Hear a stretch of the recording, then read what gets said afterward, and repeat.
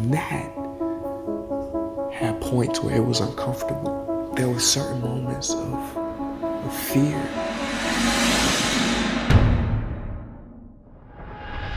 So, what's up guys?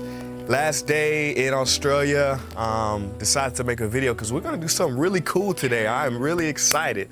So I almost don't wanna tell you what we're gonna do, but I'm gonna give you a clue.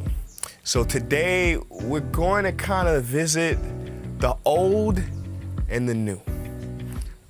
It's gonna be exciting and certainly a memorable day. We're here in Australia, it's a beautiful day. Let's get going, man. Let's have some fun. Follow me. All right, so this is the first stop. This is Network Video.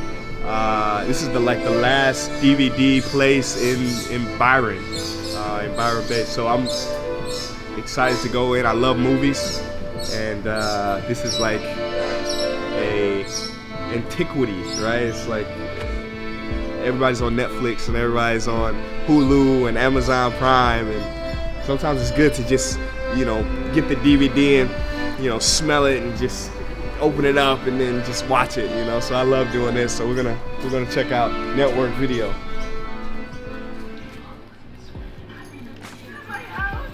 This is the movie Spike Lee won, right?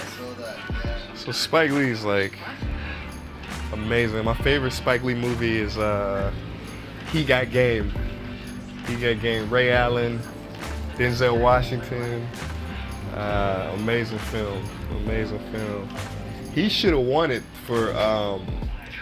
Spike Lee should have won it for a couple movies. Do the Right Thing and Malcolm X.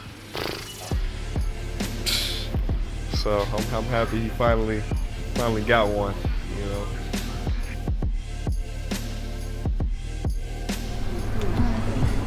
You've seen so many movies, look at them. Love it, love it, love it, love it. Movies, man, look at all, like, all of these are stories. It's fascinating, right? It's like we love looking at the stories of other people. We make our own lives a story. Like, I think there's a great book, and it's called Make It Stick. And it talks about like how to make ideas sticky, and one of the ways is to wrap it in a story. Like our brains are like genetically wired for stories. I mean, that's why you look all around. All of these are stories. It's beautiful how the mind works, right? And it's like we love getting into other things that take us out of our own stories too. It's fascinating. All right, we have arrived, ladies and gentlemen. So at the start, I said we were gonna go from the old to the new. So as you can see, we are at the Freedom Float Center, float therapy and wellness. Super excited. I'm gonna get in a float tank today, an isolation tank, sensory deprivation, right? So all my senses are gonna be deprived. Essentially, we're gonna see what it's all about. So we got my man Benny in here. He's gonna kind of take us on a tour. We're gonna get into this flow therapy. Are you ready to go? I'm ready to go. Let's do it. So we're here with my man Benny. I'm so excited to be here. Let me ask you this: what made you do it? What made you get into this business, this industry, this realm? So basically, I had a very good friend who's over behind the counter, Asher, worked at a float centre in Perth, Western Australia. I was working away, flying offshore for long periods of time, and I found that once I'd come back from working away, I could hop in the float tank. It would really help me de-stress before I'd go to work, and then when I come back, it would give my body a really good rest. And the next day I would feel quite refreshed, my body would feel good, my mind would feel quite calm, rather than take 3 days, 4 days to get over the night shift and things like that. So that was where it all originated, and then from there I really wanted to create a community hub for wellness, health, and everything like that. Awesome, I love it. you know, when I walked in, man, I just felt good. It was just such good vibes, you know, the aroma, the colors, you know, it's just so beautiful and cool here, man. I've done a float tank before, not like the one you have. And my understanding of float tanks is it was created by this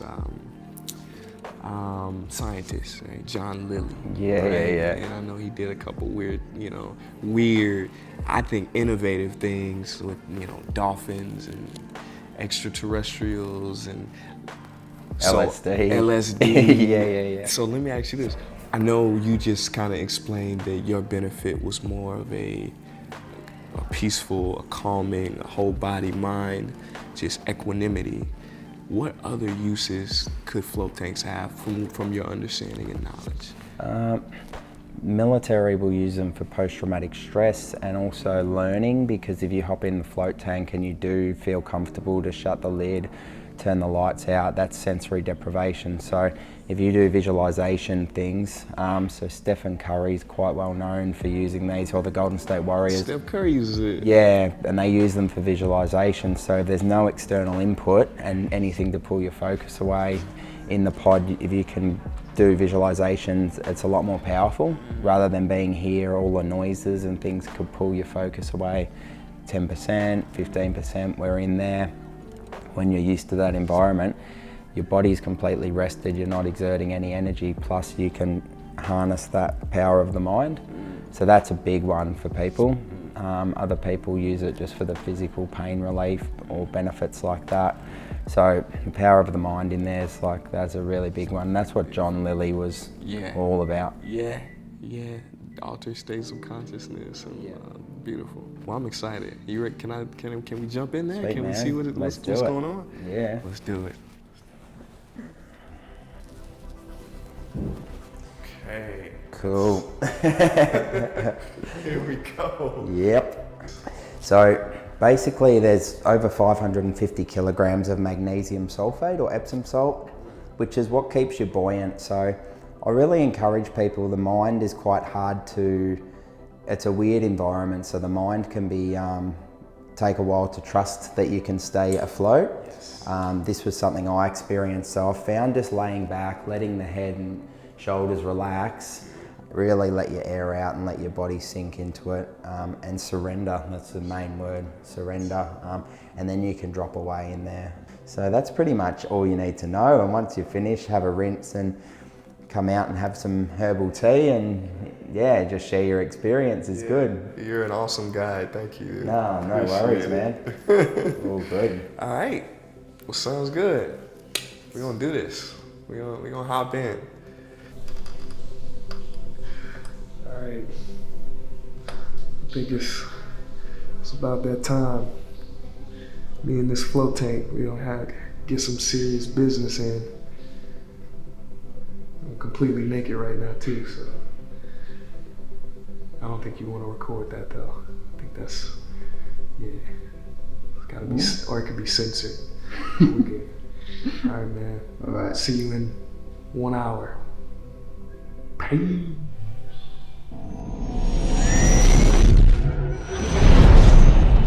Dolphins, extraterrestrials.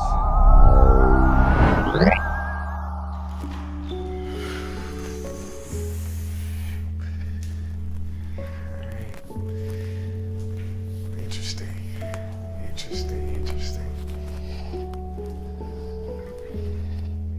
Yeah, so, what was my experience? Very interesting. It's kind of like being in the amniotic fluid in your mother's womb. That's how I don't know, this thought kept coming to me, and I wonder if they match the temperature to that in the womb as well. But drifting in and out of different states of awareness. And there's one thought that came to me was that I'm not sure if this will ever catch on to mainstream, right? it was a great philosopher who said that the root cause of man's issues on this planet, the root is not being able to be in a room by himself, right? Be comfortable in a room by himself. I mean, how many people, when they're in a car, they have to have music playing? They have to get on their phone. They get uncomfortable, and that had points where it was uncomfortable. There were certain moments of fear that came up inside of me as well, and it made me realize, you know, because we have this whole idea of being in control, and for there you have to surrender, right? In the float tank, you have to surrender. And there were certain points where I would, like I said, I would drift off in other states of awareness, like sleep for a minute, and then wake up. And I'm like, well, okay, where am I? And then I just have to come back quickly to surrender. You know, Einstein said there's only one important question: is the universe friendly? And so one of my lessons here was that we have to surrender to the love of the universe, to the love of this greater intelligence, you know, and when we try to fight it, we just roll ourselves up into a ball, into a knot. If we can just train our nervous systems to be calm, you know, for the you know, Bruce Lipton, epigenetics, biology of belief, he talks about the subconscious being in control 95% of the time. And so if we can train our subconscious to relax more and more, then we can truly be our true selves, our full expressions. So that was another insight that I had in there. Yeah, overall it was beautiful, and a lot of insights came, so I'm very, very thankful.